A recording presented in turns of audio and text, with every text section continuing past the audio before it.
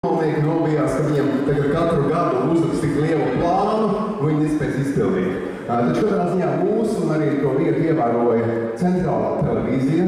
Atcerieties, toreiz bija divas televīzijas - Latvijas televīzija un centrālā Maskavas televīzija, kas radīja par visu Padomju Savienību. Un tāpēc tur tika uzfilmēts tāda reklāmas filma, tāda izklaides gabals par Latviju, kas saucās šodien pēc 100 gadiem.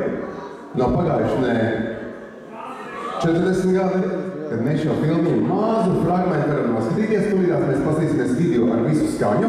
Viņi ir latviski, bet dublēti, protams, krieviski.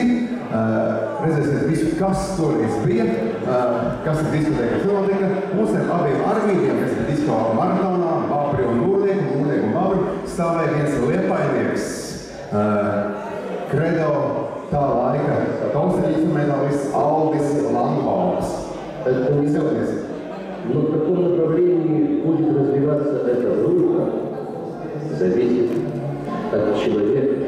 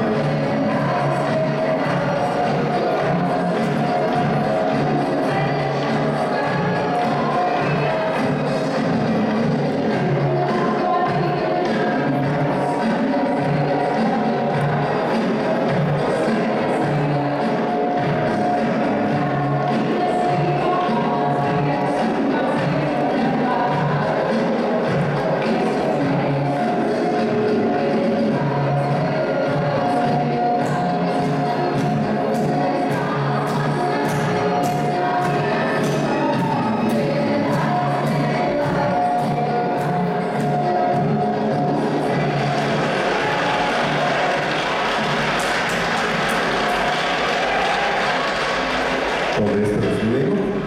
Neizmirstiet izslēgt televizorus. Tāds toreiz izskatījās.